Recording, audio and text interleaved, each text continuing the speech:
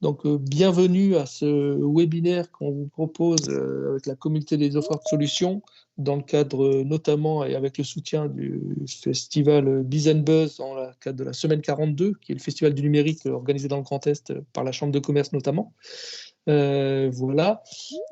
Pour information, ce webinaire, on va l'enregistrer pour proposer le replay parce qu'il y a eu pas mal de demandes et donc on sait que c'est assez suivi. Donc, on le proposera dans les tout prochains jours. Donc, très rapidement, je vais vous présenter la communauté des offres de solutions. Pour ma part, je suis Bernard Bloch et je travaille à Elixir de Strasbourg, donc filiale du groupe EDF. Mais comme on a un intervenant, Daniel Wagner, qui présentera ES plus en détail, on va vite passer sur cette partie-là. La communauté des offres de solutions, c'est juste pour resituer le contexte, mais Thierry Vonfeld, qui sera le premier intervenant, nous en dira un peu plus. Thierry, je t'ai mis tes 2 slides d'ailleurs dans la présentation. En gros, il faut savoir qu'il y a un plan industrie du futur au niveau de l'État, que l'État s'organise dans un comité stratégique avec différentes filières, notamment autour de solutions industrie du futur et alliance industrie du futur, mais Thierry nous en parlera un petit peu plus tard. Il y a des industriels qui sont en transformation, il y a des industriels qui ont mis en place des innovations et qui sont donc des vitrines labellisées industrie du futur. Il y a des offres de solutions pour proposer des réponses à ces industriels.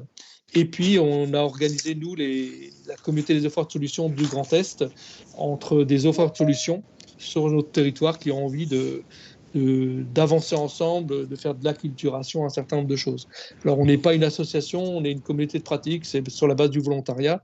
On organise des rencontres, à l'image de celle-ci, pour acculturer notamment des parties prenantes à l'industrie 4.0. Et puis, les offres de solutions essaient de co-développer les réponses à des problématiques souvent sur mesure, un peu de différents industriels. Voilà. En quelques mots, le site internet, les offres de solutions, donc offres-solutions-industrie.com, mais la plupart le connaissent, la plupart d'entre vous.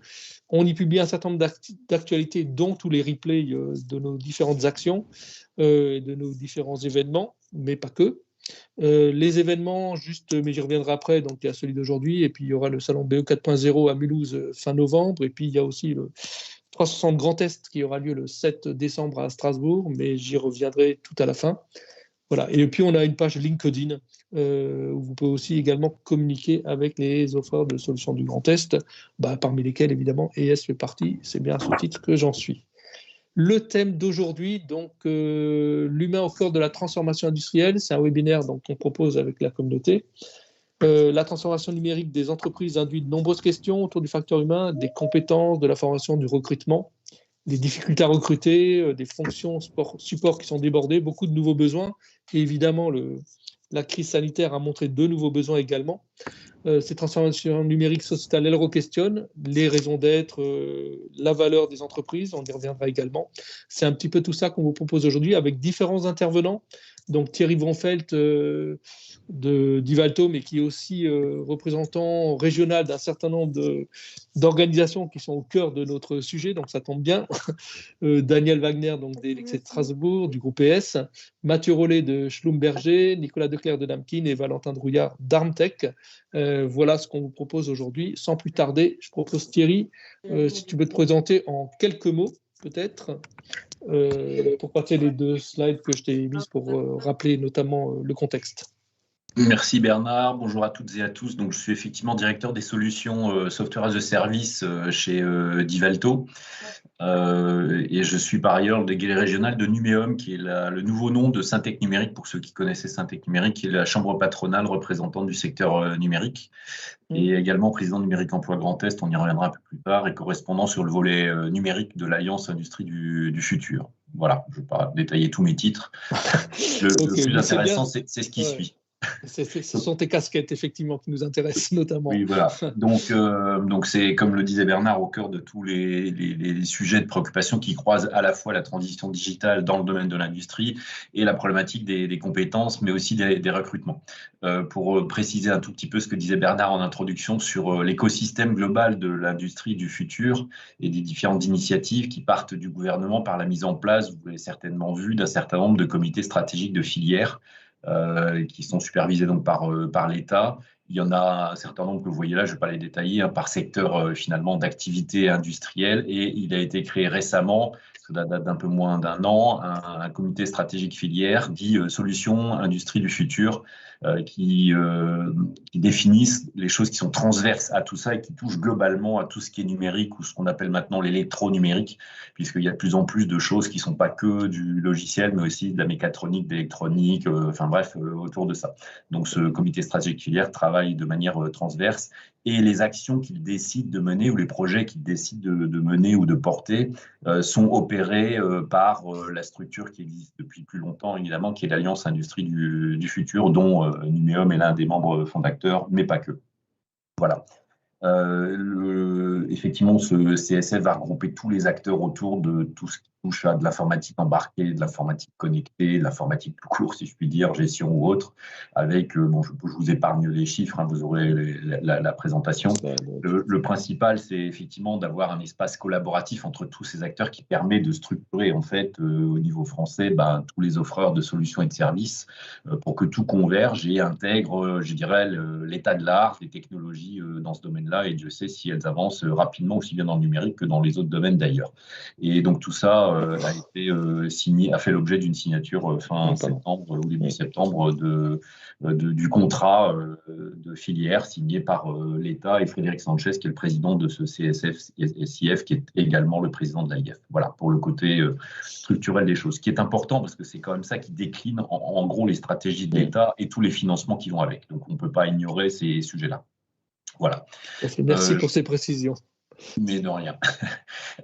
Donc, juste rapidement pour bien refixer le cadre sans rentrer dans le détail, effectivement, cette transition numérique d'abord concerne toutes les activités de l'entreprise. J'ai mis les principales autour de ce schéma qui montre que depuis les phases de commercialisation, de marketing, de relations clients en amont ou prospect, en passant par tout ce qui est conception, gestion de l'entreprise, la plus optimisée possible et de plus en plus, on le verra, de plus en plus anticipative, tout ce qui touche à la production et également un point très important qui est toute la relation et le service au client qui doit être contextualisé à forte valeur ajoutée dans le côté plus SAV, relation du client une fois qu'il a signé. Tout ça pour un objectif clair de la transition numérique. Il ne faut pas se tromper de quel est l'objectif de l'entreprise du futur en fait ou de l'industrie du futur. C'est l'évolution des business models parce qu'on voit bien qu'on est maintenant dans une économie de la fonctionnalité, on est dans l'ère quaternaire de ce monde économique qui veut que alors le mot français c'est servicisation, alors c'est un peu compliqué à dire mais c'est toujours plus élégant je trouve que ubérisation ou tout autre terme un peu barbare qui fait qu'on passe dans un monde où on est plutôt abonné à des services au sens large du terme plutôt que acheter des choses voilà, c'est un nouveau monde alors qui se diffuse progressivement dans les différents secteurs d'activité. C'est pas simple selon le secteur. Il y a des secteurs où ça va plus vite que d'autres. Et un autre élément important qui est le repositionnement dans les écosystèmes en mutation, puisqu'on voit bien que tout ça provoque des écosystèmes qui mutent, qui évoluent. Eh bien, l'entreprise doit faire très attention à bien se repositionner dans ces écosystèmes parce que sinon, effectivement, la disruption vient souvent du fait que l'écosystème change et l'entreprise n'a pas évolué dans le nouvel écosystème. C'est ce qui arrive à tous les cas qu'on cite, comme les Uber et compagnie, qui se définissent non pas comme des compagnies de transport, mais des compagnies de logistique au sens très large du terme. Et tout ça implique effectivement, pour arriver après à la partie compétences, à des sujets, alors je n'ai pas pu tous les mettre parce que Dieu sait s'il y en a, j'ai essayé de mettre les principaux, tout ce qui tourne autour de la data de manière très large, parce que la data finalement c'est le cœur du sujet. Et donc on parle de sa collecte avec différentes technologies comme l'IoT, de son analyse, sa visualisation, qu'on fasse de la BI ou de l'intelligence artificielle, qu'on la sécurise, qu'on la stocke, qu'on utilise la blockchain pour la valider, etc., etc. Et sans oublier effectivement la partie cycle de vie, gouvernance de la donnée et toute la réglementation qui va avec. Le cloud au sens large du terme, qui, on l'a vu pendant la période de confinement, a montré que tout ce qui était dans les nuages était finalement plus simple d'accès et d'activation.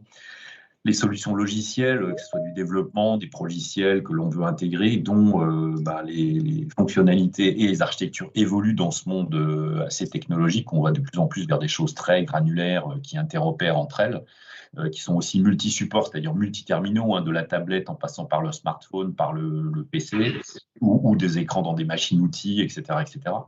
Mais aussi du multicanal, parce qu'on est aussi bien sur le web que sur les réseaux sociaux, que dans le système d'information. Ça doit interopérer.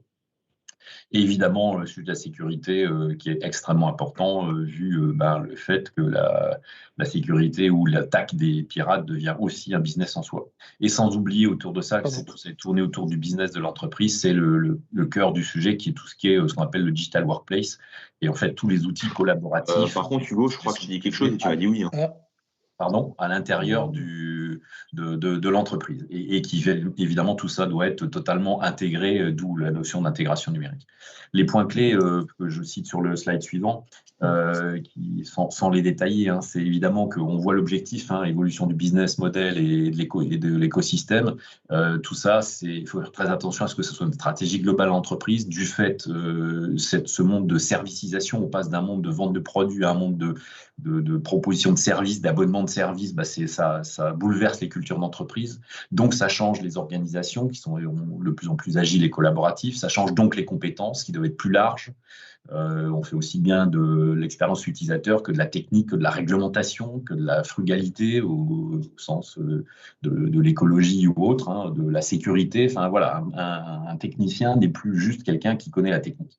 C'est ça que je veux dire par là. Et donc évidemment, ça fait évoluer les pratiques RH et managériales. C'est la combinaison de cette culture d'entreprise qui évolue et des organisations qui évoluent avec une gestion des compétences qui devient de plus en plus cruciale dans l'entreprise. Et donc, il faut avoir, pour mener à bien ces projets-là, des démarches totalement appropriées. Donc, effectivement, une vision 360 degrés de l'entreprise avec une coordination transversale parce que c'est lié à une stratégie globale de l'entreprise. Des projets en monde agile parce qu'il faut aller vite et puis il faut des résultats assez rapides. Il ne faut pas lancer des projets qui durent 3 ans.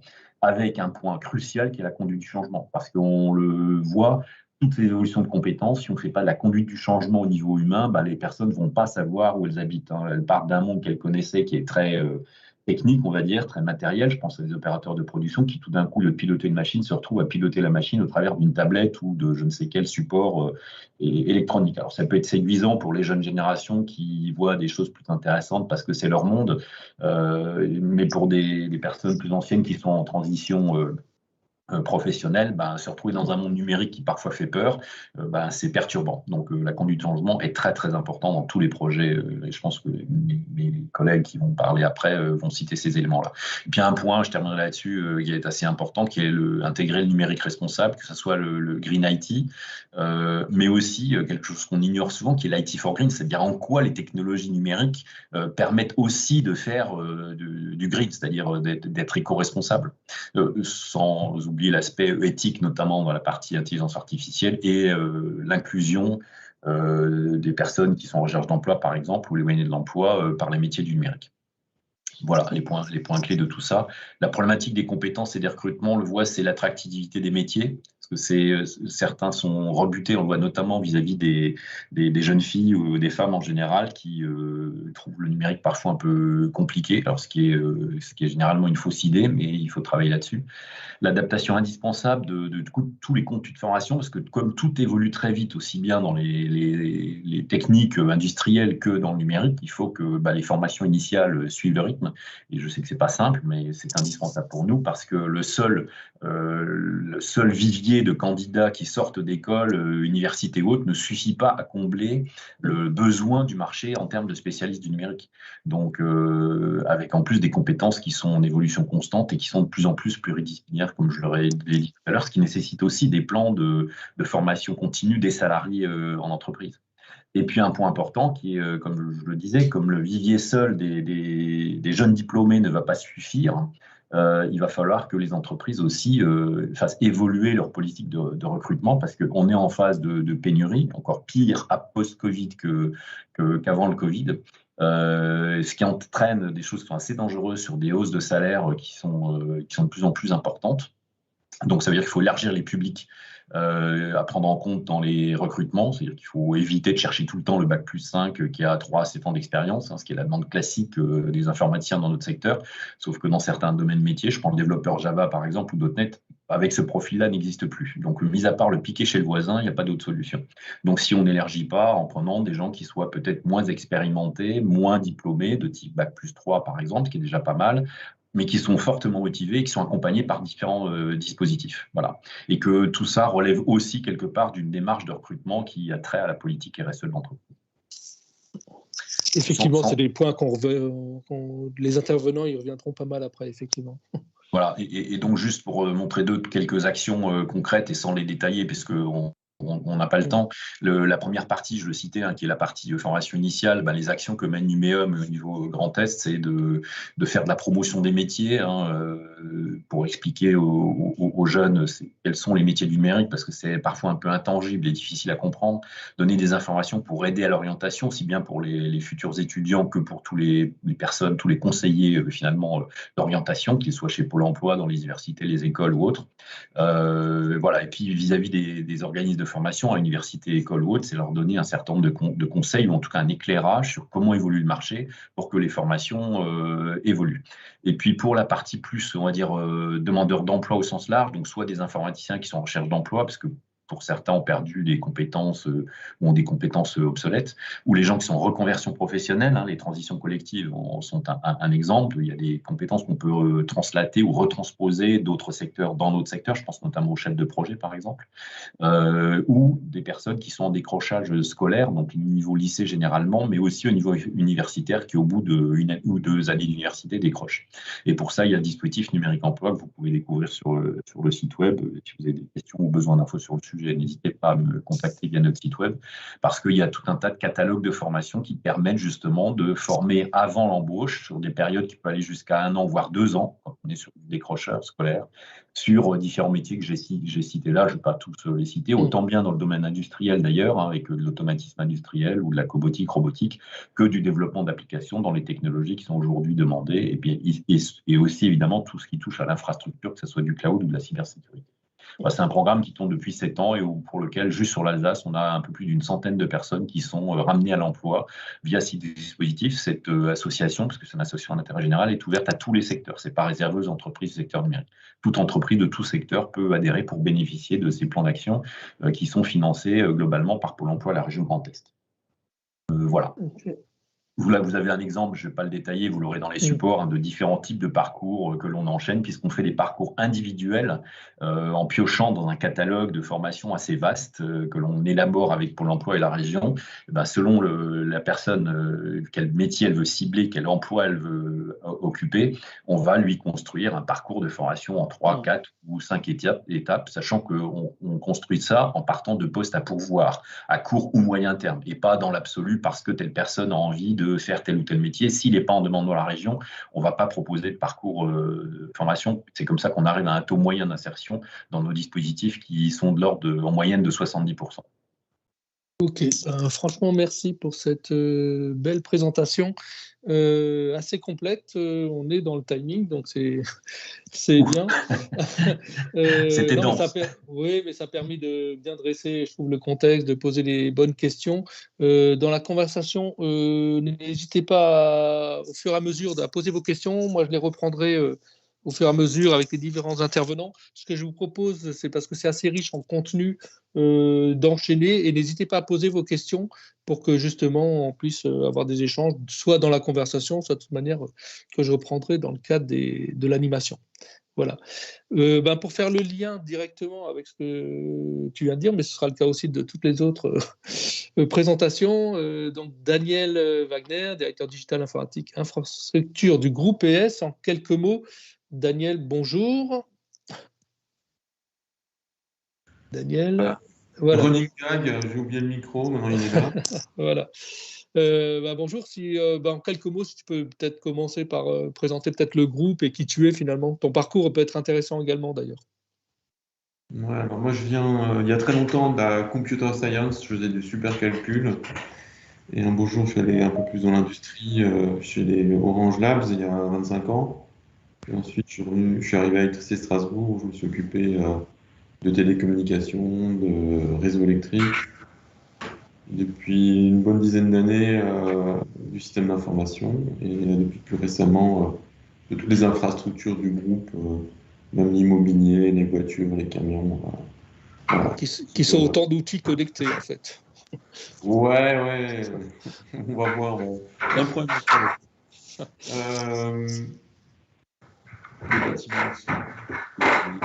là, il y a du bruit autour. Voilà. Ah, pardon. C'est pas chez moi le bruit. Non, donc si les autres peuvent couper leur micro, ce serait plus agréable. Donc Daniel, je te laisse présenter peut-être le groupe. Ouais, donc, puis on pourra rebondir un peu sur des thèmes communs avec ce qu'a présenté M. Bonfeld juste à l'instant, par rapport au domaine qui m'occupe, mais je vais vous parler plus en général de l'entreprise et des transformations en cours. Donc, Électricité Strasbourg, on est une vieille dame, on a, je crois, 122 ans cette année, on date de 1899. Nos métiers, c'est la distribution d'électricité, c'est les 4 conducteurs qui vont de la production à chaque maison, chaque appartement, chaque usine, chaque magasin, chaque local de bureau. On a divisé nos activités pour des raisons réglementaires. On a séparé le réseau de la fourniture d'énergie, donc faire le contrat d'approvisionnement de gaz ou d'électricité pour chacun de nos clients. Un domaine qui a émergé depuis les soucis énergétiques des 50 dernières années, les services énergétiques. Donc on est très actif à toutes les échelles du chauffage et de la climatisation, depuis l'immeuble qu'on assure la pose, l'entretien des systèmes de chauffage, jusqu'à des quartiers entiers par nos réseaux de chauffage, ou des services dans les usines, ou même dans les cuisines industrielles. Et ensuite, quelque chose de plus récent, c'est les énergies renouvelables. On essaie d'être assez actif dans la région avec ce qui est possible de faire ici. Donc, dans la biomasse, dans la géothermie. Les géothermies, on a deux centrales qui fonctionnent. Et vous connaissez le contexte global de la géothermie en Alsace. On va espérer que ça redémarre un jour. Ensuite, quelques chiffres clés. Donc 120 ans, ça je l'ai dit. 540 000 clients en électricité, 110 000 clients en gaz. À peu près une quinzaine de térawattheures d'énergie vendue par an. Qu'est-ce qu'on peut dire d'autre? On est 1300. On a un gros effort dans la formation à tous les niveaux. Historiquement, c'était toujours on formait des électriciens par apprentissage et certains les embauchent. Et puis depuis une quinzaine d'années, on s'est investi dans l'encadrement d'alternants jusqu'au niveau Bac+5. Dans notre direction, on a, selon les années, entre 5 à 10. Et c'est vraiment un plaisir, même moi-même, j'en encadre, et c'est un plaisir d'explorer des nouveaux domaines avec eux et de leur apprendre un petit peu le monde de l'entreprise. Et on sait que c'est toujours un succès. Ils n'ont jamais de problème à trouver du travail à la sortie de cette alternance. Et puis on investit aussi lourdement dans le territoire. Je peux juste revenir en arrière. Ah, pardon, oui. On est un des gros investisseurs dans le Bas-Rhin, puisqu'on dépense chaque année 55 millions d'euros dans nos installations, dans notre réseau, dans nos investissements d'ENR, d'énergie renouvelable, et dans notre système d'information. Et on fait à peu près 50% de nos achats en local. Donc voilà, on est conscient et fier de cet investissement très très local. Tu peux continuer. Et ensuite, maintenant, l'entreprise Ah, je n'ai plus le son. Je n'ai plus le son, il n'y a que moi ou c'est d'autres? Non, ni nous non plus, personne. Ah, donc Daniel, on ne t'entend plus. Ou la connexion. C'est aussi, Bernard. Ah, Daniel, il va falloir se reconnecter. C'était un imprévu, ça fait partie des 12 joies. Donc Daniel, il faudrait que Daniel se reconnecte. Non, je vais essayer de voir comment je peux faire ça.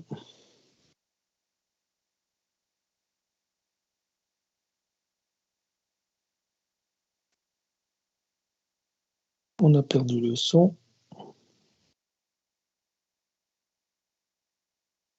J'essaie de lui envoyer un SMS en parallèle. A priori, je ne suis pas sûr que je vais le recevoir. Ce que je vous propose peut-être, c'est du coup d'enchaîner, de revenir. Ah, là, je vais partir et de revenir. On va voir un petit peu ce que ça va donner. On va s'accorder une petite minute. Il arrive à se reconnecter. Bon, sinon, ce que je vous propose, c'est peut-être d'enchaîner et de revenir sur la présentation de Daniel avec peut-être la présentation de Mathieu, peut-être si tu veux bien, et du coup, revenir après. Ça y est, tu me Bernard, vous Oui, me voyez, oui. vous m'entendez? Je te vois, oui, on t'entend. Très, très bien. Ok, Mathieu. très bien. Alors, je vais poursuivre. Ouais, Alors, ok. en quel... Daniel, on enchaîne avec Mathieu et on reviendra juste après sur la partie S, du coup, si tu veux bien. Ok. D'accord. Ok, Oui, vas-y Mathieu, vas-y. Ok, donc en quelques mots, qui on est Schlumberger? Donc on est fabricant de machines textiles à Guebwiller. Ça fait un peu plus de 200 ans qu'on existe. On est encore plus ancien qu'Électricité de Strasbourg. On a environ 200 employés et on produit 120 à 200 machines par an sur 12 plateformes. Qu'est-ce que c'est une plateforme? C'est une 2008 ou une 3008, donc des produits qui sont différents, avec un mix, donc les plateformes à produire qui changent presque chaque année selon les besoins de nos clients. Donc on travaille dans l'industrie du textile. Nos machines servent à partir de fibres naturelles ou artificielles, la laine, le lin ou l'acrylique, le polyester, à faire à partir de ces fibres du fil.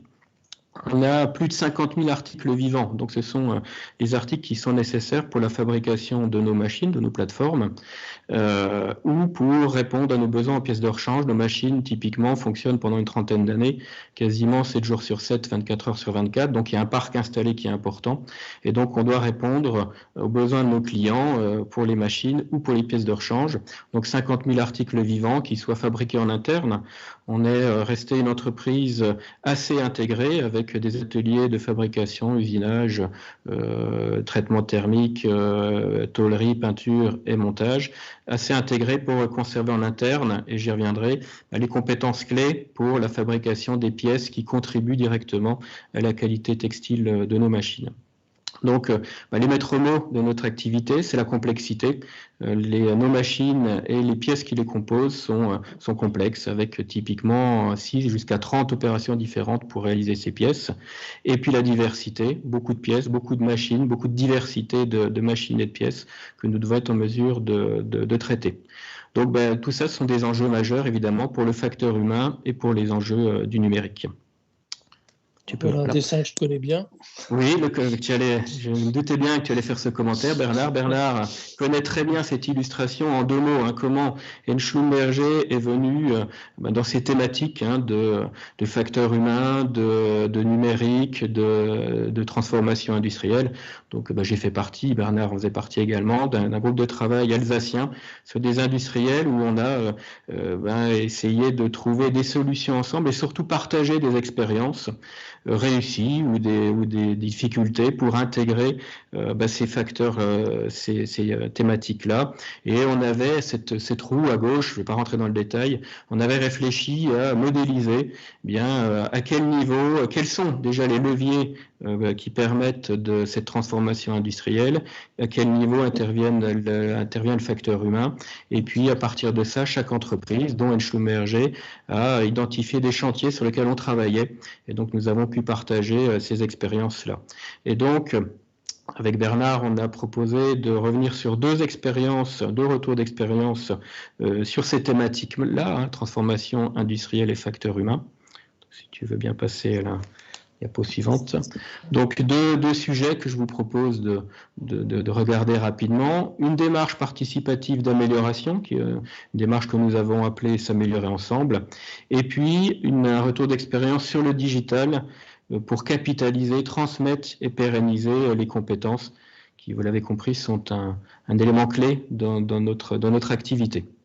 Donc le premier sujet, ça a été une démarche participative. Alors c'est vraiment du 100% humain, une démarche qu'on a appelée s'améliorer ensemble. Le but, c'était d'impliquer le personnel pour travailler à la résolution de dysfonctionnements, d'irritants ou d'amélioration des process dans lesquels ils intervenaient. Donc l'objectif était de co-responsabiliser et d'impliquer à tous les échelons. on est une vieille dame, hein, plus de 200 ans, avec un fonctionnement qui était typiquement en silo, et donc avec voilà, le chef doit dire ce qu'il faut faire, et donc l'objectif de cette démarche-là, eh bien, c'était d'impliquer, de responsabiliser et de trouver des solutions au plus près du terrain avec la participation de tous. Donc un des objectifs était de renforcer une culture projet et de transversalité qui n'existait pas ou très peu dans l'entreprise.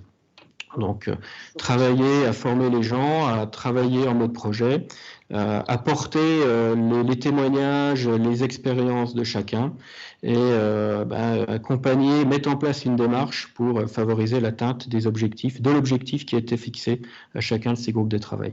Donc, en quelques mots, en résumé, c'est privilégier un autre mode de fonctionnement, faire parler le terrain. Les solutions sont souvent, on le sait bien, au niveau du terrain, des opérateurs qui sont confrontés au fonctionnement du quotidien. Mettre des équipes en co-responsabilité, favoriser l'émergence de cette co-responsabilité et puis donc impliquer en subsidiarité les salariés. Ce que ça veut dire, c'est mettre au niveau le plus proche du terrain la résolution des dysfonctionnements en mettant en support les services supports et le management pour aider à trouver ces solutions-là. Donc décloisonner pour davantage de transversalité, sortir de ce mode en silo et puis encore une fois faire que les opérateurs du terrain remontent les problèmes et trouvent avec nous les solutions qui leur permettent de mieux travailler au quotidien. Donc c'est comme je le disais en résumé, des chantiers décloisonnés. La composition, c'est un pilote qui est chargé d'animer ce groupe de travail, et puis un groupe de travail qui est composé d'opérateurs, systématiquement d'opérateurs du terrain, d'experts et ou de secteurs support impliqués qui sont en mesure d'aider et d'apporter des solutions techniques quand elles sont nécessaires. Et puis on a mis en place ce qu'on appelle un sponsor. C'est un membre du comité directeur qui est chargé quand c'est nécessaire de faire bouger un certain nombre de choses et d'apporter des ressources pour permettre la résolution, de faire avancer ce groupe de travail. Et ces groupes de travail, on codéfinisse le livrable et puis auto-organise le fonctionnement de groupe de travail pour l'atteinte des objectifs. Donc ça, c'est le premier retour d'expérience. Une fois, là, c'est du 100% humain, avec une organisation, un mode de fonctionnement qui est clairement défini et qui se propage dans l'entreprise. On a plusieurs dizaines de groupes de travail qui ont débouché à partir de ce mode de fonctionnement, et on en fait vivre régulièrement tout au long de l'année. Deuxième retour d'expérience proposé, là c'est clairement cette fois du numérique, du digital, là pour capitaliser, transmettre et pérenniser des compétences. Je le disais en introduction, on a une entreprise très technique avec des compétences assez pointues pour l'assemblage de nos machines. Là on visait cette démarche-là en particulier au niveau du montage de nos machines. Et les objectifs, c'était des documents qui soient vivants et à jour. On verra juste après d'où on venait pour cette transmission, cette pérennisation des compétences. Impliquer les opérateurs et donc faire là aussi de la remontée de terrain. C'est évidemment pas le directeur industriel et ni même souvent le management des ateliers qui a la réponse et la façon opérationnelle de traiter les problèmes, donc remontée du terrain. Donner une image moderne et montrer l'implication de l'entreprise dans l'industrie du futur, dans l'industrie 4.0. On est, par exemple, dans l'atelier de montage, on a plus de 90% du personnel qui a été renouvelé ces 5 à 10 dernières années suite à des départs en retraite, donc un rajeunissement et des attentes qui sont évidemment différentes et qui sont plus perméables au digital, même si les anciens ont clairement joué le jeu dans cette aventure-là. Accélérer la formation, donc je vous disais, la quasi-totalité des effectifs qui ont été changés ces dernières années, donc un impératif de formation très fort, et puis comme je le disais également, un mix produit qui évolue, donc il faut que nos opérateurs soient en mesure de passer rapidement d'une plateforme à l'autre, et donc avoir une plateforme qui les aide, en tout cas des outils qui les aident à être formés rapidement et efficacement. Accroître la polyvalence d'opérateurs, c'est ça, passer rapidement d'une plateforme à l'autre en fonction de l'évolution des besoins clients. Et puis, améliorer la qualité de nos produits. Il nous semblait que les outils qu'on allait mettre en place étaient les outils qui permettaient de mettre en place le référentiel validé par le bureau d'études et la qualité, et donc d'assurer le niveau de qualité attendu de nos clients. Et puis, cet outil-là devait nous aider, on le souhaitait en tout cas, à surmonter la résistance au changement, avec un outil qui serait partagé par les anciens et par les nouveaux arrivés dans l'entreprise.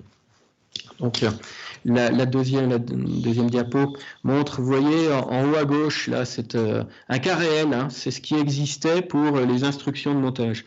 Donc, on est passé par différentes étapes avant d'arriver à ce que je vais vous montrer. On a mis en place SAP, qui est notre logiciel de gestion de l'ensemble de l'entreprise, hein, il y a déjà plus d'une dizaine d'années. Et avant qu'on mette en place ces instructions de montage numérisées, l'organisation, c'était chaque monteur avait en gros son petit carnet individuel dans lequel il consignait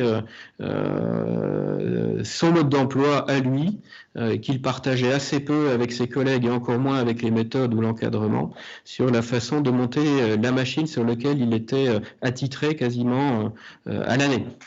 Donc on partait de là, donc évidemment cette solution-là, elle n'était pas pérenne, en particulier dans le contexte de renouvellement des effectifs et de polyvalence de plus en plus forte qui s'impose à nous.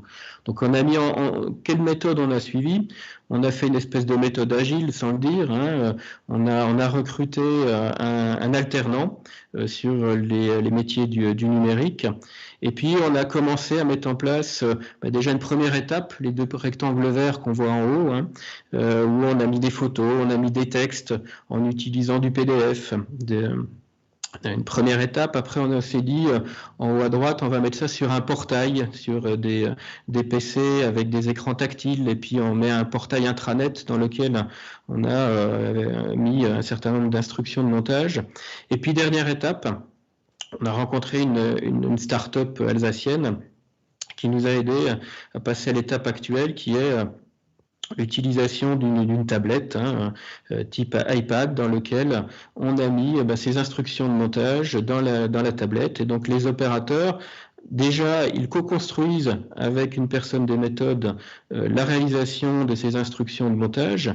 Elles sont validées par bouclage avec les méthodes, puis par le bureau d'études et la qualité, et ce qui nous permet donc d'avoir ce référentiel sur lequel l'ensemble des opérateurs travaillent. Et donc, il n'y a plus qu'un seul mode opératoire pour le montage des machines, et qui permet aussi d'accélérer, en répondant aux objectifs que nous étions fixés, qui permet d'accélérer la transmission des compétences. Par exemple, sur la machine la plus complexe qui est la peigneuse, chez nous, le temps de formation d'un opérateur, d'un monteur, est passé de près de 12 mois à 3 mois. Parce qu'on a cet outil qui concentre l'intégralité des gestes techniques et des réglages qui doivent être suivis pour le montage de cette machine. Donc voilà comment on a procédé, une démarche par petits pas, en faisant évoluer l'outil pour arriver finalement à un outil qui nous semble le plus performant, qui est la tablette, qui permet un mode terrain, qui permet la réalisation plus rapide des instructions de montage en étant sur le terrain à faire des photos successives du mode opératoire et qui est enrichi par bouclage avec les méthodes. Voilà ce deuxième retour d'expérience sur l'utilisation des outils du numérique et qui s'appuie encore une fois sur l'humain pour arriver à quelque chose qui est utilisé et partagé par l'ensemble des équipes.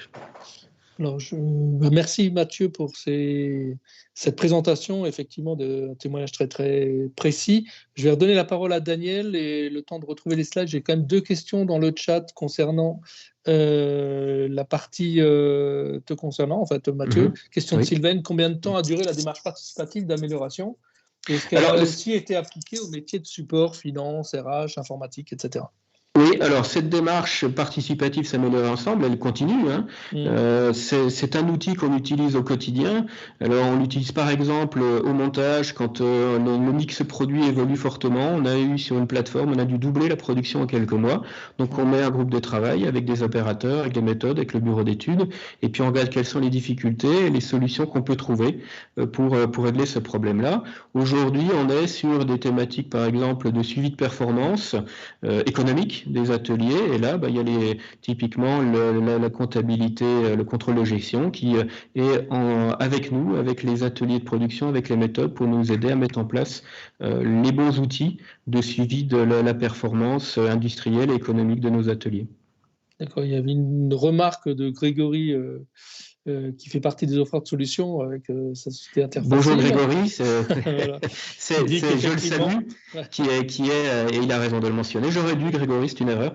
Donc on travaille avec d'autres spots. Je vous parlais de la start-up alsacienne. Et donc, on a développé, on travaille la main dans la main avec Grégory d'Interfacil, avec qui on a mis en place cet outil d'hotspot qui donc nous permet d'avoir ces instructions de montage et d'autres instructions au sein de l'atelier avec un mode terrain, encore une fois, qui nous permet d'accélérer la réalisation de ces instructions de montage. Et Grégory, si tu veux en profiter, tu veux peut-être rajouter quelque chose en tant que membre de la communauté active des offres de solutions. Si tu veux dire un petit mot, Grégory. Bonjour à tous. Rien de spécial à rajouter. La présentation. Ok. Et il y a une question de Monsieur Paplard. Est-ce que pour développer et poursuivre une telle démarche, vous aurez besoin de la 5G? Pour l'instant, on a dû déployer le Wi-Fi dans les ateliers, ce qui n'était pas le cas. On est de plus en plus sur des tablettes, mais là, la partie technique, c'est plus Grégory qui pourrait développer sur les évolutions. Hein. Mais pour l'instant, c'est une solution qu'on utilise dans nos ateliers de production, en l'occurrence sur l'atelier de montage ou dans les ateliers de production amont, usinage et tôlerie. On réfléchit à utiliser cette méthodologie pour les montages de nos machines chez nos clients. Nos machines sont exportées dans le monde entier, hein, et donc une fois que la machine est montée chez nous, un déploiement chez le client avec la formation, la mise en route, et là des problématiques pour avoir effectivement un mode beaucoup plus autonome, encore plus autonome, et peut-être effectivement des besoins de meilleur débit type 5G. D'accord. Merci pour ces réponses. Daniel, je te rends la parole, parce que du coup, ça va permettre de rebondir sur un certain nombre de choses que vient de dire, je pense, Mathieu, sur les chantiers en cours à l'ES. Ouais, tu me donnes combien de temps? Vas-y, on peut aller vite sur 10 minutes, voilà. Ok, reviens juste sur le slide d'avant. D'accord. C'est important. Ce slide, c'était les 4 slogans pour notre précédent plan stratégique. C'était, on l'a dit, le dynamisme économique, et on veut en être le support et être un des forts acteurs de la transition énergétique. Deuxièmement, c'est on veut garder tous nos clients, donc on va être le choix numéro 1. Ensuite, on ne peut pas avoir toutes ces performances sans avoir d'excellents réseaux. Et ce qui est nouveau pour nous, on a des usines, et donc il faut que nos usines soient au niveau de nos réseaux et qu'on les maintienne à ce niveau.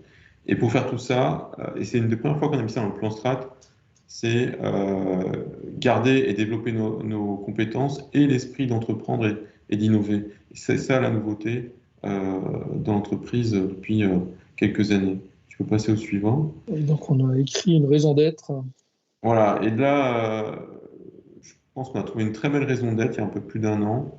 C'est dans le cadre de la transition énergétique et de l'électrification pour essayer d'éliminer le CO2, en tout cas la production de CO2, les émissions de CO2. Notre mission, c'est éclairer nos horizons de l'énergie en Alsace, parce qu'on sent qu'il y a vraiment encore énormément de choses à faire. On était sur un plateau là, de la consommation d'électricité depuis une dizaine d'années, et on a beaucoup d'espoir dans l'électrification et la transition énergétique, et on va en être un acteur. Et on a bien vu, regardez bien, c'est nos c'est nos salariés qui sont au centre. Et ils doivent être tous acteurs de cette transition. Tu peux passer. Et ça, c'est pour l'externe. Et donc, pour l'interne, on a aussi développé des valeurs propres. Donc, l'engagement client, ça, c'est plus que jamais. L'ouverture aussi, on était un peu parfois peut-être sûr de notre fait. Et je pense que dans le monde d'aujourd'hui, il faut être ouvert aux propositions externes et s'y adapter, voire les adopter. Et une valeur très proche, c'est la proximité.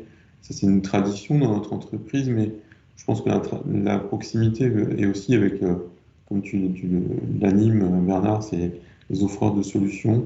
Donc la proximité avec les gens qui ont des solutions dans notre domaine pour qu'on puisse les intégrer et les développer localement. Et la responsabilité, on l'a bien vu, on a une responsabilité par rapport à nos clients, mais aussi par rapport à notre environnement, et on veut aussi investir. Et donc tout ça, on pousse aussi au niveau RH. On a un grand plan de transition managériale, mais pas seulement managériale, de la manière d'être de tous nos collaborateurs.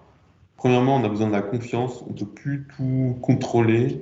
Il faut que les gens, chacun à leur niveau, fassent ce qu'ils savent faire et que en fait, le groupe soit là pour supporter ça, aussi bien en termes de décision que d'action ensemble. Et tout ça, il faut donner un sens à nos actions. C'est beaucoup plus simple de travailler quand on sait pourquoi on travaille. Et là, je pense que notre raison d'être est très forte. Et puis, notre entreprise, elle a 40 métiers. Et la puissance de notre entreprise, c'est savoir bien les faire, bien les coordonner.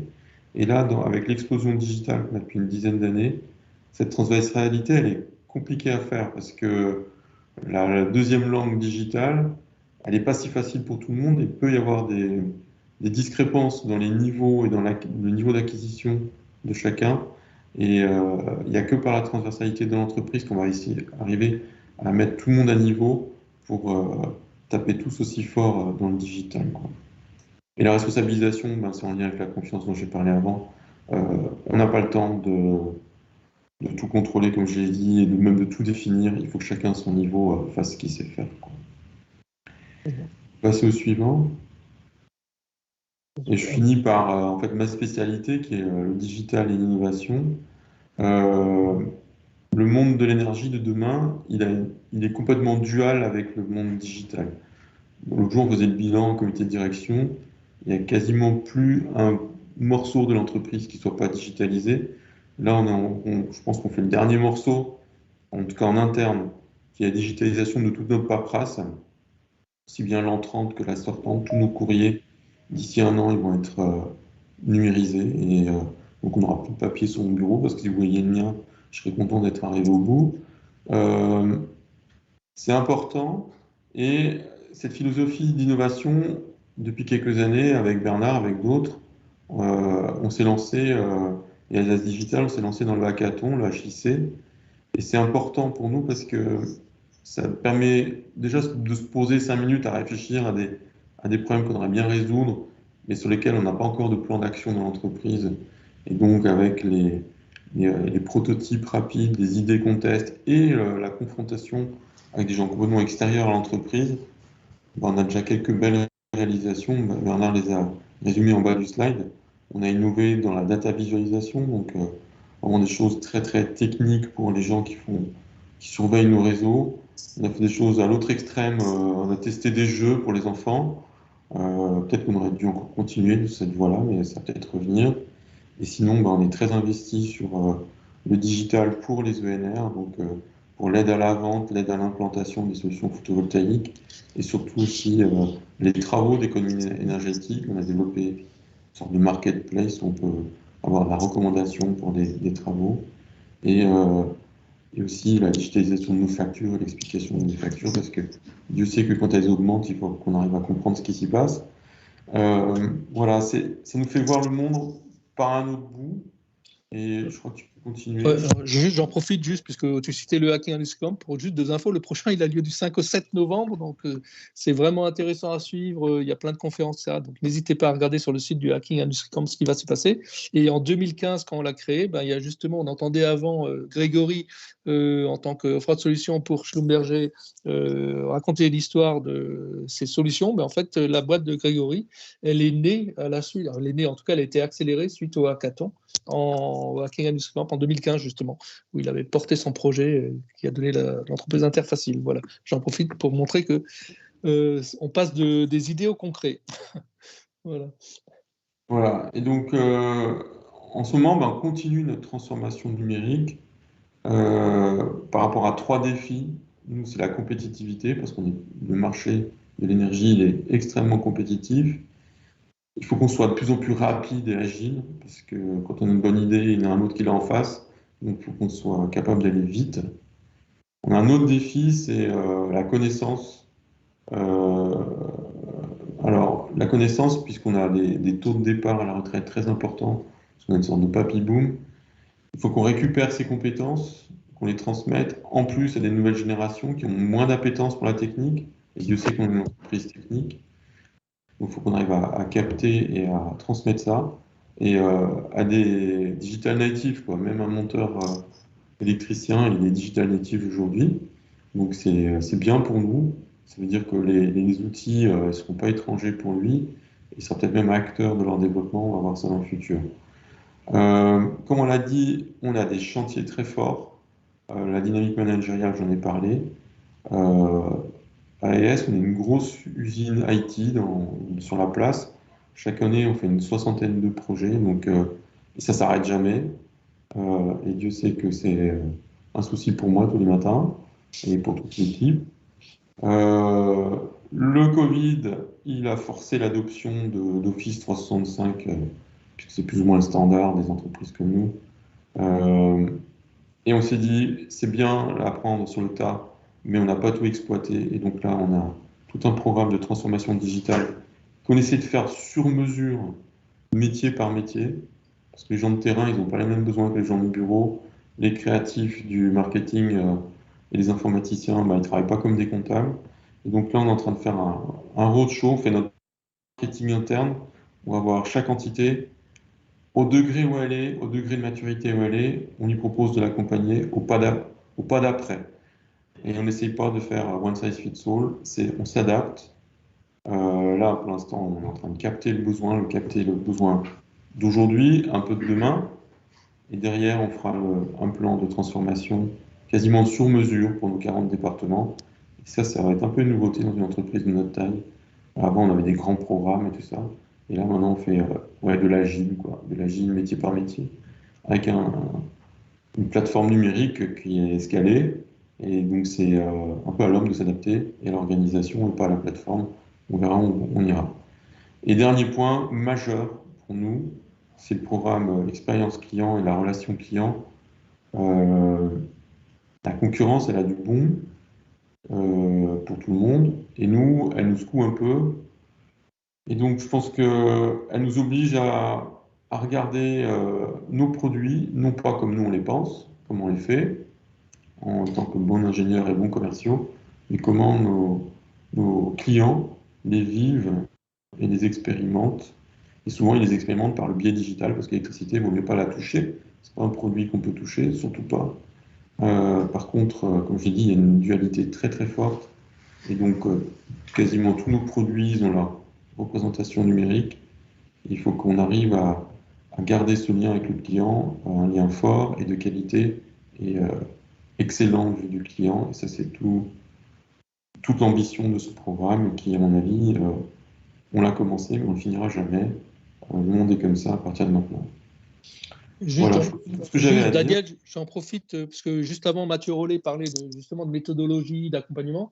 Donc, au sein de l'ES, il y a une démarche de professionnalisation de tout ce qui est gestion de projet avec du Kaizen. Tu peux en dire peut-être un petit mot pour expliquer justement un peu comment on aborde ce point-là? Oui, alors, c'est un peu des basiques de gestion de projet, mais vous voyez bien, on a 60 projets IT en cours. il y a des gros projets d'investissement autres dans l'entreprise. Donc, l'entreprise est en train, comment dire, est dans une croissance très très forte de ses investissements technologiques et IT. Technologique, je parle dans le monde de l'énergie, et IT. Et on s'est rendu compte qu'il fallait un tout petit peu mettre d'ordre dans les méthodes. Et donc, on revient au basique, avec un peu de lean, pas mal de gouvernance, pour que le pipeline de projet s'ordonnance bien, qu'on fasse l'essentiel en premier. Parfois, l'essentiel, il passait parfois en deuxième, parce que l'essentiel est parfois difficile. Faire simple, c'est compliqué. Faire performant, c'est compliqué. Et donc, aussi bien dans l'IT qu'ailleurs dans l'entreprise, on muscle la gestion de projet. Pour l'instant, encore beaucoup teinté de cycle en V, mais ça, c'est un peu l'histoire de l'entreprise. Et avec de plus en plus d'agile, parce qu'il y a des projets qui ne peuvent pas être faits autrement. Voilà. Ok, ben merci Daniel pour toutes ces explications. Je vois pas d'autres questions pour le moment, donc n'hésitez pas si vous avez des questions. On est dans le timing, parfait. Du coup, ben, Nicolas, je te propose d'enchaîner, peut-être de nous dire en quelques mots, voilà, quelle est cette entreprise Namkin. Nicolas fait partie aussi de l'équipe cœur de la communauté des offres de solutions du Grand Est, et qui travaille notamment sur un beau projet avec ES. Donc Nicolas, je te laisse peut-être présenter Namkin. La transition est toute faite avec ce que vient de dire Daniel, puisque nous, on a participé au programme Expérience Client et transformation liée à la relation client. Peut-être en prolongement aussi de ce que disait Thierry Bonfeld en introduction. Là, on va vraiment parler d'expérience client, de mutation de cette relation client qui va forcément induire des mutations métiers. Peut-être rappeler en introduction ce qui est quand même une révolution industrielle, puisque c'est ce qu'on est en train de dire, on est en train de parler tout le temps de 4.0. Finalement, une révolution industrielle, c'est quand même un phénomène majeur qui transforme toute la société en général, et donc les organisations, les entreprises, et finalement les humains derrière ça, de par soit leur profession, soit au niveau personnel. Donc c'est quand même une mutation qui est majeure, et si on regarde un peu l'objectif là, finalement des plans gouvernementaux, il est de faire transiter des sociétés industrielles qui sont souvent sur un mode issu de la troisième révolution industrielle vers un monde qui est encore à construire. Donc c'est assez complexe, ça a démarré en 2014 ou en 2015, mais finalement les étapes de cette transformation liée à l'industrie 4.0, elles ont démarré dans ces années-là, 2014-2015, d'abord par la technologie, l'interconnectivité des systèmes qui permet d'améliorer l'efficience dans l'usine. Donc, on était plutôt quand même quelque chose sur l'objet de production. Et historiquement, c'est ce qu'étaient les révolutions industrielles. L'outil de production a toujours évolué par des facteurs technologiques mutants. Ensuite, cette interconnectivité des systèmes, Grégory et Interfacile en est un exemple, mais permet de créer de nouveaux services, pas que uniquement de l'amélioration de l'outil de production ou de la productivité ou des services associés. Et finalement, ça va forcément impacter la proposition de valeur des sociétés, des entreprises, puisque cette interconnectivité des systèmes permet de créer plus de services, plus de serviciels. Et donc, le modèle économique de l'entreprise change et du coup, la relation client va changer largement. Et puis maintenant, si on fait changer la relation client, ça veut dire aussi que les métiers autour de la relation client va changer. Le modèle des années 90 ou des années 80, issu de la troisième révolution industrielle, est en train de changer. C'est ça qu'on va essayer de présenter aujourd'hui. Rapidement, je présente la société que je dirige, qui s'appelle Namkin, qui est un centre de compétences, de ressources et d'innovation en marketing industriel. Donc nous, on est vraiment dans une logique métier et d'expertise métier, et notre mission est d'opérer la transformation justement entre le marketing industriel 3.0 et le 4.0, et de mettre à disposition toutes les compétences et les ressources, et puis potentiellement de créer aussi tous les nouveaux objets qui vont pouvoir, ou les outils digitaux qui vont pouvoir permettre d'opérer cette transformation. Donc cette mutation vers l'expérience client, qui est finalement une nouvelle façon de voir à la fois le modèle économique, la relation client et la qualification de la demande. On est évidemment un spécialiste de l'industrie. On travaille sur un principe de R&D aussi, sur toute la partie data, parce que finalement, l'interconnectivité des systèmes, c'est aussi ça, le facteur nouveau, c'est l'émergence de nouvelles données. Et donc, nous, on essaye de travailler sur des algorithmes, notamment d'intelligence économique, qui vont permettre justement de mettre à disposition ces données aux différents métiers, aux différentes mutations métiers. Et puis, on est également labellisé offreur de solutions Industrie 4.0 sur les briques technologiques et les leviers de compétitivité qui sont autour de la relation client, de l'offre et de la demande, du matching de l'offre et de la demande, autour donc de la business intelligence, de ces nouveaux modèles économiques et de cette digitalisation de la relation client. Oui, puis bon, rapidement, oui, 35 personnes, une start-up de 2016, et puis voilà, maintenant une petite PME de 35 personnes qui opéreront ces transformations. Je parlais de cette mutation de la relation client, on parlait de digitalisation de la relation client. 80% de l'acte de vente se déroule désormais avant de rencontrer le vendeur.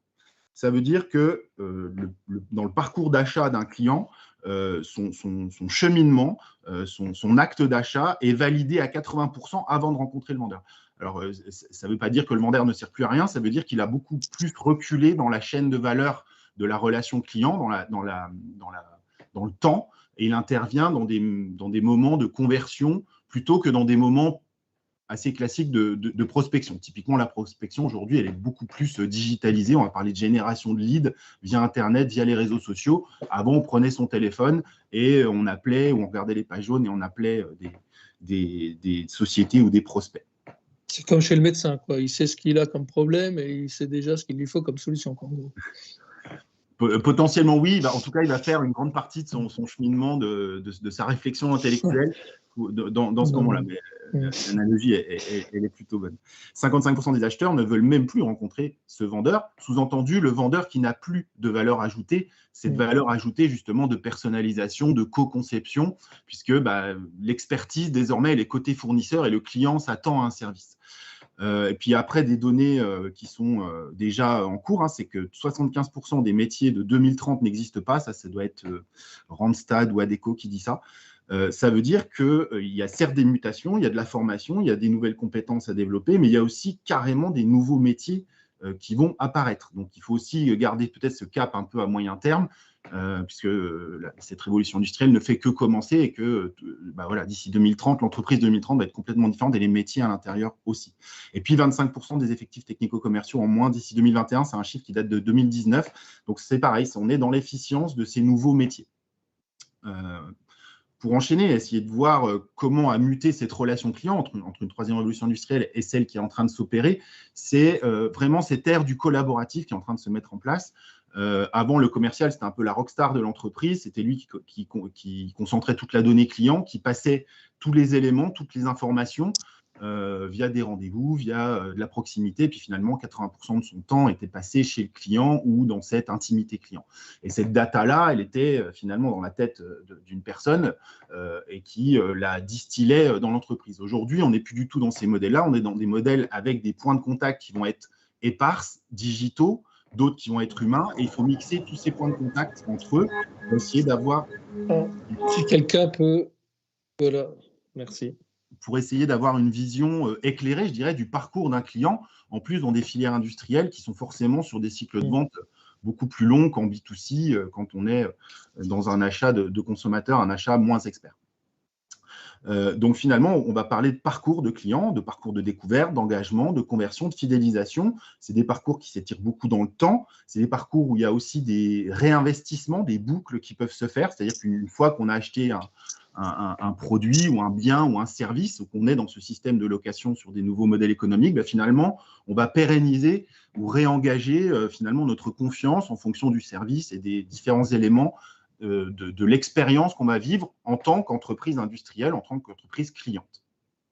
Donc, le rôle du marketing, par exemple, puisque nous, notre job chez Namking, c'est vraiment d'essayer de penser ce métier-là, et on le pense comme une science économique, comme une science de gestion, comme une science de limitation de risque, puisqu'on n'est pas dans une science exacte, il est d'être capable de comprendre cette demande, de comprendre ce que vit le client, de collecter cette donnée à chacun de ces points de contact qui peuvent être comme je disais tout à l'heure, digitaux ou humains, via un site web, via des extranets clients, dans la CRM, on peut l'avoir vraiment dans des ERP. Donc, ces outils digitaux, aujourd'hui, doivent être interconnectés, c'est ce que présentait Thierry Bonfeld en introduction, dans un écosystème où cette donnée client, elle doit être disponible pour les nouveaux métiers, la nouvelle façon d'adresser cette relation client, voire même l'enrichir pour la rediffuser.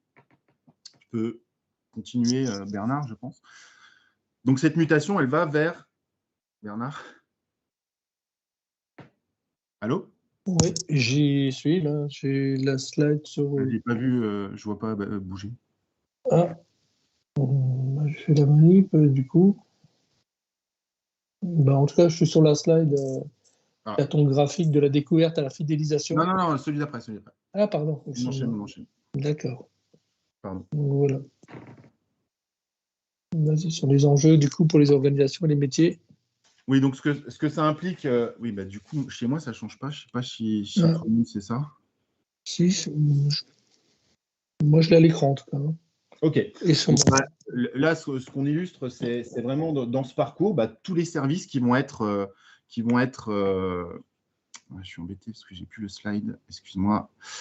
Tous les services qui vont être impactés par cette relation client. Donc là, on a mappé un parcours, par exemple, avec différentes étapes. Donc, vous avez les différents services qui vont intervenir dans la relation client. Donc, de la communication au commercial, au marketing produit, puis maintenant, toutes les notions de service, de formation, de conseil, de SAV, de formation qui peuvent être impliquées dans cette relation client. Donc, finalement, cet étirement crée tous ces points de contact et tous ces services qui n'étaient pas forcément formés en amont à cette relation client doivent opérer un moment de l'expérience que va vivre le client, soit via un outil digital, quand on est un assistant communication ou un chargé de com, finalement, on va mettre à jour le site web. Si on a une meilleure compréhension de ce qu'est le client, finalement, c'est très pertinent et on va être plus précis dans ce qu'on va ramener au client. Et puis, cette expérience client, finalement, alors ça, c'est pas moi ni Namkin qui le dit, c'est KPMG, elle doit amener à la fois de la confiance, à la fois du confort et à la fois de l'exclusivité. C'est-à-dire que les principes liés à des besoins de personnalisation, quand on veut un abonnement, on achète un service, on veut que le service il soit complètement dédié à ce qu'on est nous en tant que consommateur. Et donc, si on le transpose dans l'industrie, c'est la même chose. Il faut que le fournisseur de ce service soit capable de bien comprendre et de catégoriser quelle va être cette demande nouvelle pour y adapter son modèle économique, qui est un modèle très serviciel, très à la carte. On va pouvoir avoir des options, on va pouvoir être à la fois du confort, à la fois de la confiance et de l'exclusivité. Peut-être sur celui d'après, Bernard, sur la transformation des métiers. Donc, on va se retrouver avec des métiers qui vont changer. Tous ces métiers qui sont en contact avec le client ou qui opèrent à un moment de la relation client, finalement, ils ont tous besoin d'avoir une vision de l'écosystème de l'entreprise. C'est quoi mes clients? C'est quoi mes concurrents? Quels sont les facteurs qui vont influer sur cet écosystème-là? Quels sont tous les facteurs marketing autour de cette qualification de la demande? Ça va jouer dans les besoins de personnalisation. Je parlais de la communication avec quelque chose qui est très digitalisé maintenant, avec tout ce qui est la partie web ou la partie administration des services. Toute la formation qui peut venir au niveau des SAV ou des services supports qui finalement sont très en contact avec le client, qui viennent résoudre un problème, finalement, ils ont aussi besoin de cette donnée et d'avoir une meilleure connaissance client pour fournir ces services et les adapter. Puis même au niveau des décideurs, avant, on avait des KPI qui pouvaient être très quantitatifs, avec des niveaux de chiffre d'affaires, des niveaux d'engagement. Là, on va parler beaucoup plus d'indicateurs qui vont être en rapport avec ces niveaux de confiance, ces niveaux de confort, les niveaux d'engagement des clients et de satisfaction. Donc, il faut complètement intégrer le client dans ce système collaboratif, parce que finalement, s'il paye un abonnement à un service, il est engagé avec votre marque ou avec votre entreprise pour la délivrance de ce service-là. Donc, quelque part, ça implique de ne pas avoir droit à l'erreur, parce qu'on risque un désengagement aussi assez important. Donc, on voit que sur tous ces métiers, il y aura des évolutions. Il y en a d'autres qui vont complètement être inventés. On parle par exemple de CXO, le Chief le Customer Experience Officer. Donc, c'est une adaptation de ce chef d'orchestre de la relation client qui doit penser l'expérience. Donc, c'est issu des fameux Key Account Manager, peut-être de l'époque d'il y a une dizaine d'années. Sur la transformation des métiers, les impacts, alors c'est beaucoup lié à la data. Le digital amène énormément de nouveaux points de contact, donc ces points de contact génèrent de la data et cette data-là doit être transformée en connaissances. Donc on va parler d'IA et ça peut beaucoup effrayer et on se rend compte que finalement les entreprises et les salariés doivent s'adapter. Donc ça va forcément développer de nouvelles compétences. Par contre, ça ne remplacera jamais l'humain sur plein d'éléments, notamment le jugement, la créativité, des notions d'empathie. Ça, aujourd'hui, c'est très difficile d'entraîner des algorithmes, voire impossible, sur ces types de notions d'adaptabilité, d'imagination. Par contre, on va entrer dans cette ère de l'économie de la connaissance, parce que la valeur ajoutée va être aussi dans la capacité à exploiter ces datas et à les transformer en compétences, et je dirais même, en allant plus loin, à les mettre à disposition des différents salariés de l'entreprise pour qu'ils puissent opérer ces changements dans la relation client. Et puis, les compétences les plus demandées, on voit dans le tableau qu'on vous présente. Donc, c'est vraiment des éléments que l'humain, aujourd'hui, doit être capable de faire. Donc, c'est résoudre des problèmes complexes. Donc, on voit qu'on va être gérer des situations critiques. On voit qu'on va être dans des compétences au niveau de l'humain qui vont être beaucoup à la fois dans le management, dans le social, dans de la relation sociale, mais également dans tout ce qui va être la gestion des difficultés inhérentes à ces nouveaux métiers. Donc voilà, pour conclure, peut-être le dernier slide, Bernard, pour repenser, mettre en place cette stratégie d'industrie 4.0, il y a 3 enjeux qui sont clés dans la réflexion. Le premier, c'est de réfléchir sa valeur ajoutée. Il y a plein de valeurs ajoutées qui existent aujourd'hui dans une relation client-fournisseur, des notions de conseil, des notions de formation, des notions de mise à disposition de services qui vont bien au-delà du produit ou de l'achat d'un actif, mais qui est vraiment dans une logique d'usage. Et donc, repenser sa valeur ajoutée, c'est déjà être tout de suite dans une logique de comprendre sa demande. Ensuite, penser sa relation, qu'est-ce qui doit être digital, qu'est-ce qui doit être humain, sur quels facteurs on doit passer un point de contact humain à un point de contact digital. Évidemment, la notion d'efficience ou de standardisation de ce point de contact va être une des clés de réponse. Et puis, finalement, cette acculturation à la donnée pour être capable de la capter à chaque moment et en tirer une connaissance. Voilà, et puis bon, on entre dans cette ère collaborative, donc forcément, ça a des impacts sur les niveaux de personnalisation. Donc là, pour le métier du marketeur, c'est très important d'être capable de gérer tous ces niveaux de personnalisation, d'être capable aussi de le transférer côté client en créant ce territoire d'échange avec lui.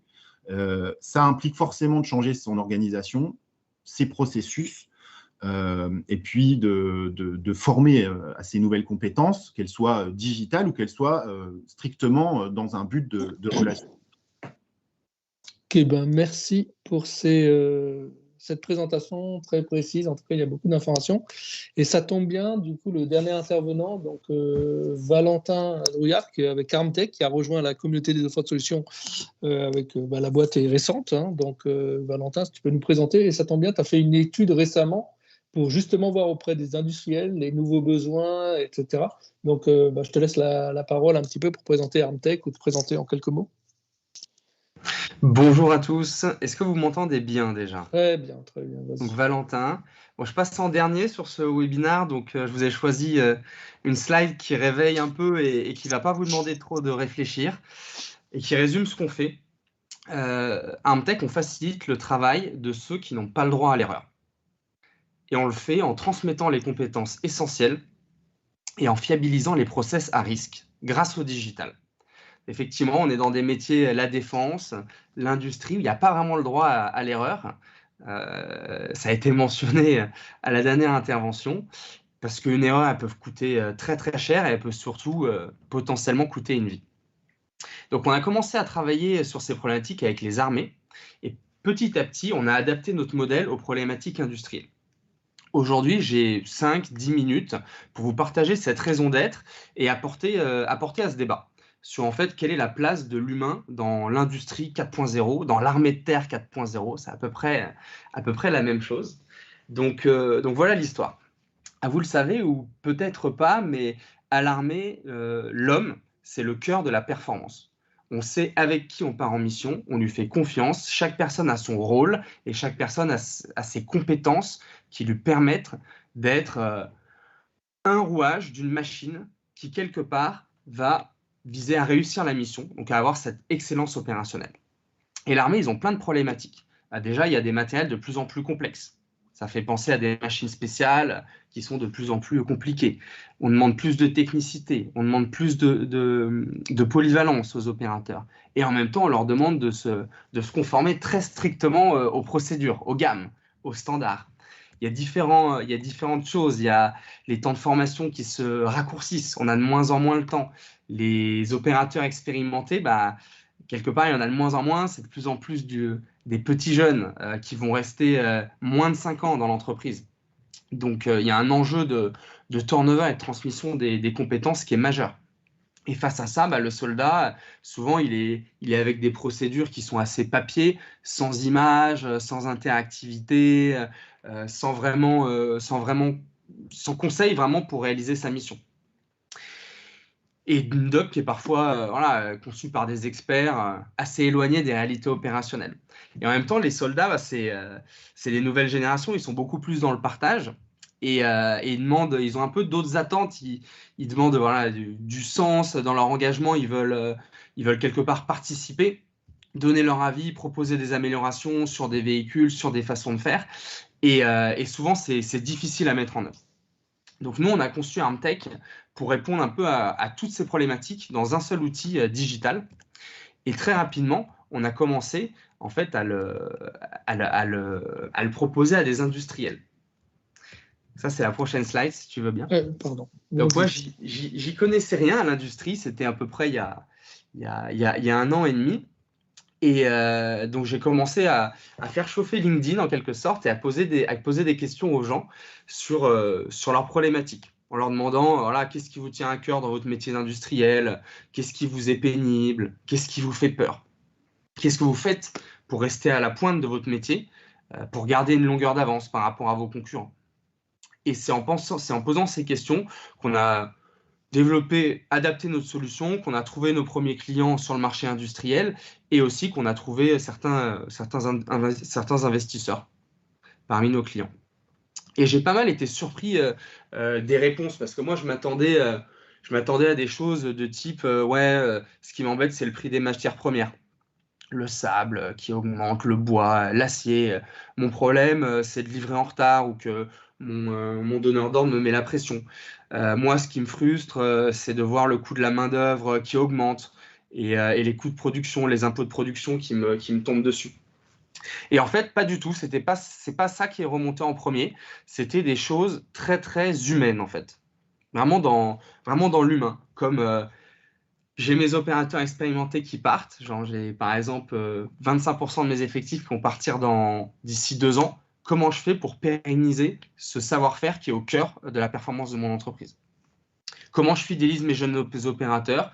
Il y en a encore un, après 5 mois, je croyais que ça se passait bien, et puis finalement, il est parti du jour au lendemain. Et je sais pas pourquoi. Et comment je les fidélise, comment je les garde, comment je les attire? Comment je gère l'intergénérationnel avec des gens qui n'ont pas forcément la même vision du travail? Comment je fais en sorte que les anciens couchent leur savoir, le transmettent aux jeunes, et en même temps, comment je fais en sorte que les gens arrêtent de s'appeler les anciens versus les petits jeunes? Voilà, comment je fais travailler tout le monde ensemble? Comment j'implique les équipes sur la qualité opérationnelle, sur l'amélioration continue? Voilà, c'était vraiment des questions comme ça. Donc, ça rejoint en fait le témoignage de Nicolas Schlumberger. Et donc, on a cherché à comprendre ce que les industriels mettaient en place pour relever ces défis, tout simplement. Tu peux passer à la slide suivante. Ouais. Merci beaucoup. Et donc, on les a interrogés, on en a sorti un guide de ces bonnes recettes, et c'est aussi ce qui nous a permis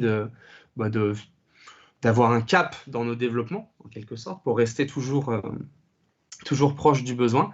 Et si je devais retenir 3 choses sur comment relever ces défis, la première, je dirais que c'est décloisonner le travail.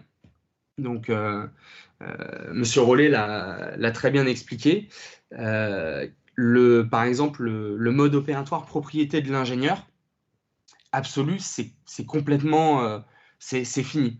Aujourd'hui, le mode opératoire, quelque part, c'est quelque chose qui doit guider vers les bons gestes, donc transmettre la compétence, qui doit baliser les parcours étape par étape avec des autocontrôles pour guider vers la qualité, et en même temps quelque chose d'interactif qui permette de remonter les idées d'amélioration continue, par exemple.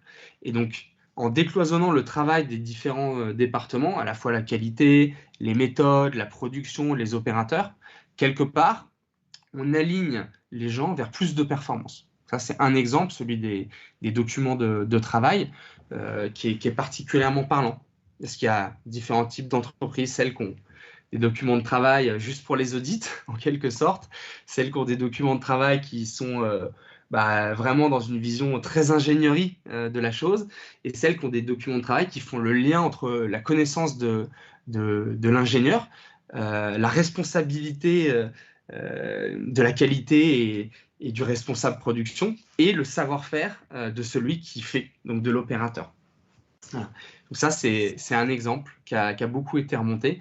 Une deuxième thématique qui est très très importante aux yeux des industriels, qui remonte tout le temps, c'est faciliter l'implication et l'écoute des opérateurs à différents niveaux. On a parlé des gammes de travail, mais en fait, on se rend compte que toutes les directions poussent en disant impliquez vos opérateurs sur des projets d'amélioration continue, que les responsables de production le font, demandent souvent de remonter des idées, et puis qu'après, ça reste lettre morte, parce qu'il n'y a pas les process pour traiter ça, parce qu'il n'y a pas la culture d'entreprise, ou que l'organisation ne le permet pas, ou alors parce qu'on ne laisse pas le temps aux gens.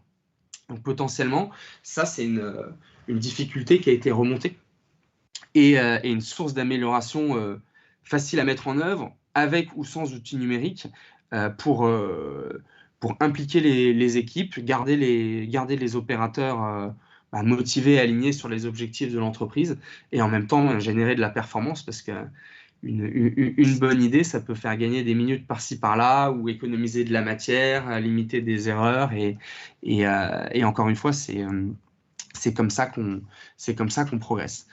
Cette implication des opérateurs, elle est aussi très très très importante à nos yeux à mettre en œuvre au niveau du partage des compétences. Donc l'ancien qui couche sa Bible, qui va documenter son savoir directement grâce à un outil numérique face à la machine pour le partager, ce qui après peut permettre de générer un module de formation, adossé à une gamme de travail, qui enrichit directement une matrice de compétences. Tout ça, c'est possible, et ça se fait avec les opérateurs, bien sûr avec les validations qui vont bien en impliquant les ingénieurs méthodes et la qualité, mais c'est des choses qu'on a apprises. Et finalement, le dernier sujet, et je pense que c'est ce qui va faire le lien peut-être entre Nicolas Schlumberger et Namkin, c'est développer la visibilité sur le besoin client et aligner la perception des équipes là-dessus. Là, je comprends souvent l'image de est-ce que je suis un tailleur de pierre ou est-ce que je suis un constructeur de cathédrale. Un opérateur, c'est pas un visseur de boulons ou un soudeur, c'est quelqu'un qui participe à la construction d'une centrale nucléaire, ou c'est quelqu'un qui en fait apporte un rouage dans ce qui va être le dernier manteau que vous allez mettre pour l'hiver, par exemple. Et en fait, ça, comment on aligne les gens sur leur mission et comment on relie leur travail à quelque chose de plus grand, finalement, c'est en pensant client, tout simplement, et en mettant ce qu'on dit souvent, le client au cœur de l'usine. Et ça, c'est possible, encore une fois, avec une certaine culture managériale, tout simplement en prenant le temps de révéler certaines informations, de décloisonner la manière dont travaillent les départements. Et aussi, c'est possible grâce au digital, notamment en digitalisant la formation technique, le transfert d'expérience. Je trouve que c'est particulièrement utile avec les machines et ainsi de suite, et en faisant remonter directement les retours clients au cœur de l'usine via un outil digital qui peut être consulté. Et ça, en général, c'est quelque chose qui donne, qui qui donne davantage de sens et davantage d'humanité au travail que font les opérateurs. Et c'est une bonne pratique qui a été remontée par certains industriels et qui est traitée dans ce guide. Bon, j'ai pas pu rattraper le retard, il est 25. Ouais, non, mais c'est bien, tu as bien fait le lien, effectivement, et ça, ta présentation illustre bien aussi les échanges qu'on a au sein de la communauté, justement avec Namkin, enfin les différents offreurs, Ouais. la soixantaine d'offreurs qui se retrouvent régulièrement, en tout cas, du Grand Est. Voilà, merci. Effectivement, alors juste avant de conclure, parce qu'on est presque à la fin, je regarde s'il y a eu des questions, mais il y a plutôt des échanges dans le chat, donc je n'y reviens pas. Par contre, si je redonnerai bien la parole à Thierry Vonfeld. Si Thierry, tu as toujours si tu peux ouvrir ton micro. Je suis là. Voilà, du coup, après ta présentation large de début, qu'est-ce que j'aimerais bien avoir finalement une réaction de ta part par rapport à toutes ces présentations, voilà, en tant que vision globale, justement. Ce qui ressort le plus, je trouve, en tout cas un point important, c'est effectivement l'aspect humain des approches, de prendre en compte et de mettre l'humain au cœur de cette problématique. On n'impose pas des choses aux gens, il faut les accompagner. Ça a été dit sur plusieurs projets, que ce soit l'appréhension ou l'appropriation des outils techniques, technologiques, la démarche d'accompagnement, leur implication dans le projet dès le départ pour qu'ils s'impliquent et qu'ils comprennent pourquoi on fait tout ça. Je pense que c'était pour moi un point important parce que souvent on voit ça avec une approche très technique et c'est dommage de pas. Enfin, c'est un facteur de risque de ne pas effectivement impliquer les collaborateurs parce que sinon ils peuvent faire un rejet du système ou ne pas comprendre à quoi ça sert ou comment ça va les impacter. On le voyait hier encore lors de Biz & Buzz sur d'autres événements où un certain nombre de personnes voient le numérique ou les nouvelles technologies en général comme des choses un peu effrayantes, qui sont parce qu'elles ne comprennent pas. Donc je pense que ça c'est un point et ça a été dit dans toutes les présentations que je trouve très très important. Alors, merci, c'est effectivement pour ça qu'avec les offreurs ou avec les S, pour ma part, on essaie de faire de l'acculturation en interne et en externe sur ces questions effectivement assez complexes et qui peuvent faire peur, comme tu l'as bien dit. Voilà, merci pour cette remarque. Juste pour conclure, puisque je ne vois pas d'autres questions, juste pour un rappel, donc la communauté des offreurs, on sera présent au salon BE 4.0 avec une conférence, une table ronde cette fois en physique, mais pareil, on enregistrera, il y aura un replay qui sera proposé après, qui aura lieu de 16h à 16h45 le 30 novembre, donc au parc des Expos de Mulhouse, sur la notion de compétences et industrie 4.0. C'est une conférence qu'on a montée avec le pôle véhicule du futur, où il y aura également le directeur de la centrale nucléaire de Cattenom qui sera là pour voir un peu justement les évolutions de tous ces outils de formation. Alors là, on sera plutôt dans la partie justement outils numériques au service de la formation qui seront pas mal abordés lors de cette table ronde. On lancera la nouvelle charte de la communauté des offreurs également le même soir à 17h sur le stand des offreurs. Et on sera également présent le 7 décembre à 360 Grand Est, dont TS sera d'ailleurs un des partenaires également. Voilà, donc pour ma part, je remercie les intervenants. Le timing est parfaitement respecté. Donc, merci beaucoup à vous. Le replay sera prochainement disponible sur le site des Offreurs Solutions, dont l'adresse s'affiche à l'écran. Et dans la partie event, vous pouvez aussi vous inscrire aux événements qui sont cités sur cette page. Voilà. En tout cas, merci à toutes et à tous. Le programme de cette semaine 42 Biz & Buzz est riche. N'hésitez pas aussi à aller voir sur le site de Biz & Buzz. Il se passe beaucoup de choses. Pour ma part, j'aurai le plaisir d'animer encore 2 webinaires jeudi et vendredi. Donc, pour certains, je vous dis à très bientôt. Très bonne journée aux uns et aux autres. Au revoir.